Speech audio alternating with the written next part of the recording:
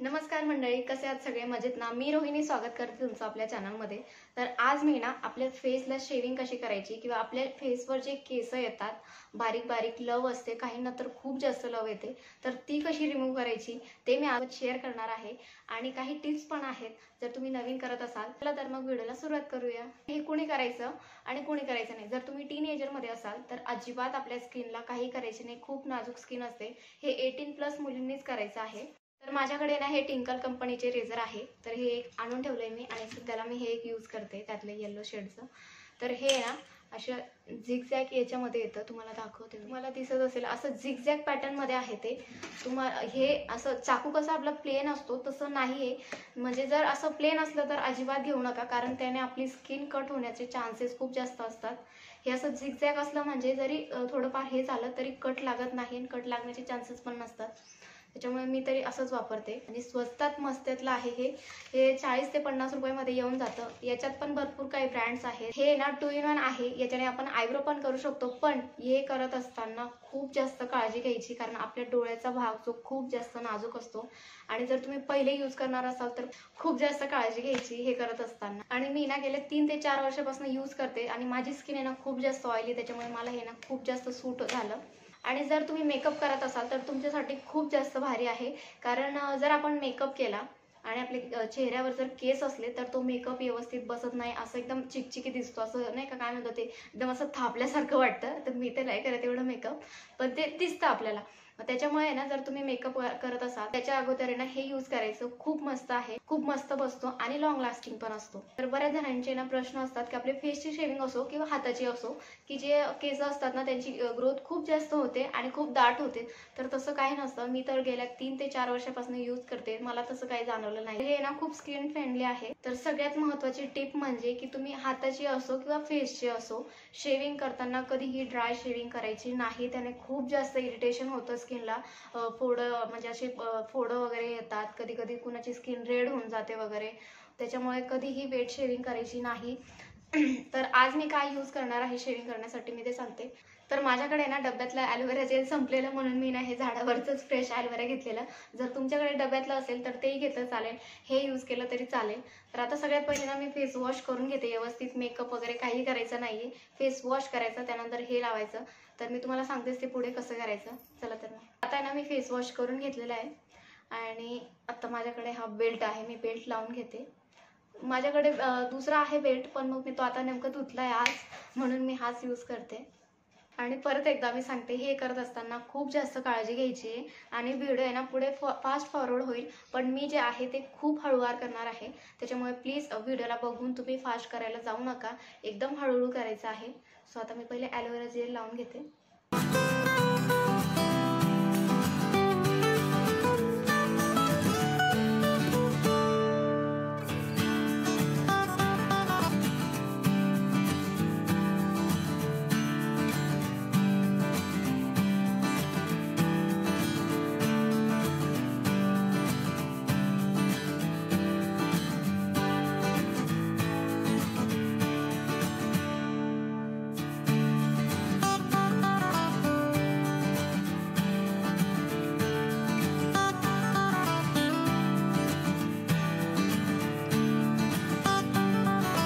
Face shaving झालेली आहे, eyebrow पण झालेले आहे, पण जे हे सरळ आहेत त्यांना कसं हे करायचं. तर माझ्याकडे ना आहे ते आयब्रो हे करायचं, पण मग आता ते नेमकं माझ्याकडे सापडत नाहीये, त्याच्यामुळे मी असा छोटा कंगवा येतो तो यूज केलेला आहे. आणि असं सरळ करायचे केस पुढचे आणि त्यांना व्यवस्थित कैचीने शेप द्यायचा. इथे पण खूप हळू करायचं आहे. अशा पद्धतीने मी शेप दिलेला.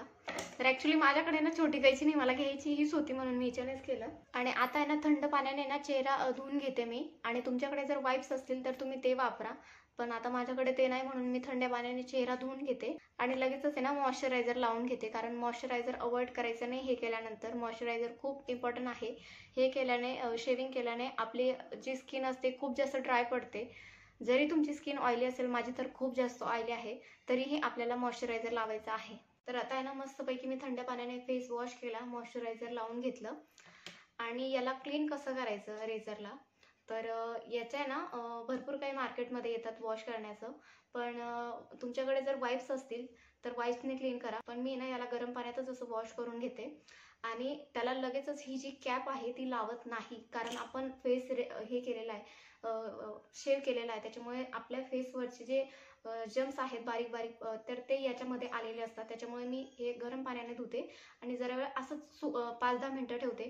ते सुकल्यानंतर कॅप लावून परत त्याला ठेवून देते आणि नंतर यूज करते. तर हे फेस रेझर कधी कधी यूज करायचं, जर तुमची फेसची हेअर ग्रोथ कमी असेल तर तुम्ही 2 आठवड्यातनं यूज केलं एकदा तरी चालेल, महिन्यातनं एकदा यूज केलं तरी चालेल.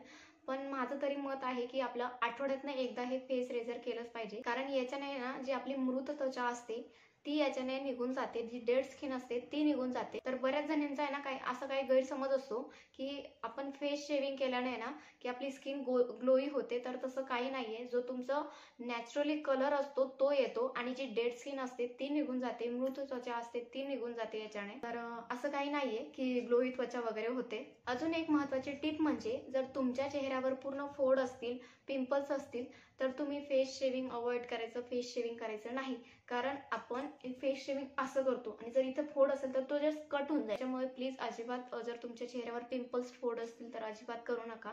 तुमचा जर पूर्ण क्लीन चेहरा असेल तरच तुम्ही फेस शेविंग करा आणि ती पण एकदम व्यवस्थित आणि सांभाळून आणि खूप हळुवारपणे करायची. आणि हे ना खूप स्किन फ्रेंडली आहे, त्याच्यामुळे यूज करायला काही प्रॉब्लेम नाही. फक्त तुम्ही यूज करताना खूप जास्त काळजी घ्यायची आहे आणि टीनेजर असाल तर अजिबात यूज करायची नाहीये. तर तुमचे अजून काही क्वेश्चन असतील तर मला कमेंट करून नक्की सांगा आणि आजचा व्हिडिओ कसा वाटला हे पण मला कमेंट करून सांगा. चला तर मग भेटूया असेच एका नवीन व्हिडिओमध्ये. तोपर्यंत बाय.